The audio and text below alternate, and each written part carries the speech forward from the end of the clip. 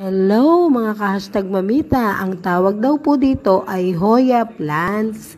Ganda ng bulaklak niya, no? Kala ko nga ganyan lang talaga itsura ng bulaklak niya eh. Grabe, mas may igaganda pa pala. Nakaka-excite, diba?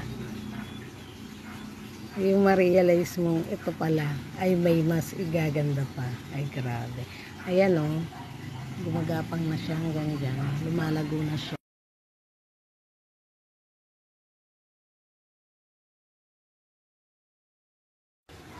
Ilabas niya pa.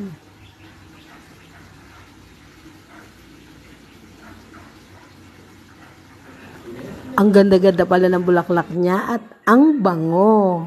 Kahawig siya ng amoy ng bulaklak ng snake plants. Ay naku, talaga naman napakagaganda talaga ng bulaklak. Nakaka-good vibes. Bye-bye!